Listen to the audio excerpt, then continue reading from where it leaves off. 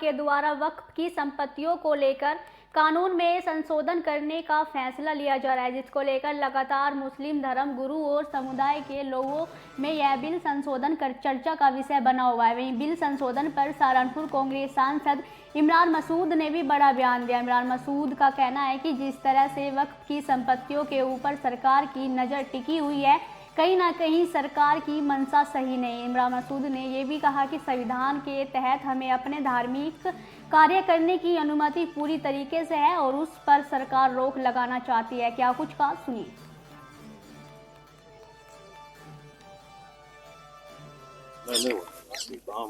इमरान जी वायनाड गए थे, क्या मामला है? किस तरह से देखिए, वक्फ बोर्ड की जो स्थिति है, वक्फ बोर्ड का जो बिल आया था वो पूरी तरीके से असंवैधानिक है।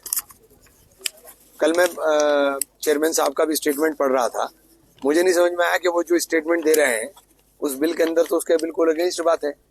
उस बिल में तो सीधा सीधा कहा गया कि वक्फ डीड चाहिए, 6 महीने में आपको रजिस्ट्रेशन कराना होगा, वक्फ बाय यूजर खत्म करेंगे। तो वक्फ बाय यूजर खत्म करेंगे तो डीड जब नहीं होती थी, वक्फ की तो 90% प्रॉपर्टी सदियों पुरानी है, मतलब 100 साल, 150 साल, 200 साल, 400 साल। तो जो प्राचीन मठ और मंदिर हैं उनकी प्रॉपर्टी भी सदियों पुरानी है। इनके पास किसी के पास भी डीड नहीं है। ये बाय यूजर के अंदर ही जो गवर्नमेंट का पत्र होता है, जो गजट नोटिफिकेशन होते हैं, उसके अंदर सरकार द्वारा उस समय की सरकारों द्वारा या उस समय के शासकों द्वारा कब्रिस्तान, दरगाह, खानका, मठ, मंदिर, मस्जिद ये दर्ज है। तो इनको हटाने की बात आप कर रहे हो, तो आप किस प्रकार से ये बात कह दोगे कि इनके ऊपर फर्क नहीं पड़ेगा। दूसरी चीज, आप लिमिटेशन एक्ट खत्म कर रहे हैं, आप कह रहे हैं कि हम वक्फ की प्रॉपर्टी बचाना चाह रहे हैं। आप लिमिटेशन एक्ट हटा दोगे तो वक्फ की प्रॉपर्टी बचेगी कहाँ? एडवर्स पोजेशन के अंदर सब लोग दावे में जाएंगे और एक अपने दावे वो करेंगे और सुप्रीम कोर्ट के उसके ऊपर आप देख लीजिए क्या होगा।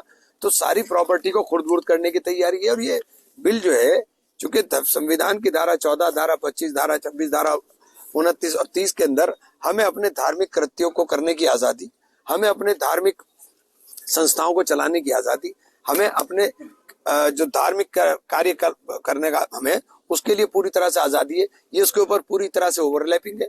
वक्फ कोई ऐसा नहीं है, आप कहते हैं कि आप वक्फ जो है किसी ने भी कहा कह दिया और वहां वक्फ हो गया, ऐसा नहीं हो सकता। वक्फ वही आदमी कर सकता है जिसकी प्रॉपर्टी का ओनर हो। प्रॉपर्टी का ओनर ही वक्फ कर सकता है। मैं आपकी प्रॉपर्टी को वक्फ नहीं कर सकता, नंबर 1। दूसरी बात करें, असीमित पावर इनके पास थी। क्या सीमित पावर थी साहब? अगर मैं यहाँ खड़े होकर के कोई बोलने लगे कि साहब घंटाघर को वक्फ कर दो, तो वक्फ थोड़ी हो जाएगा। वक्फ के लिए प्रॉपर उसके लिए तरीका है, प्रॉपर तरीके से ही वक्फ होगा। वक्फ एक मुसलमान का फरीजा है और वो अपना जो जमीन है या जो भी चीज है, जब तक उसका मालकाना हक नहीं होगा तब तक वो वक्फ ही नहीं हो सकता। उपचुनाव होना है, क्या मानते? जीतेंगे भाई, जुड़ेंगे और जीतेंगे इंशाल्लाह।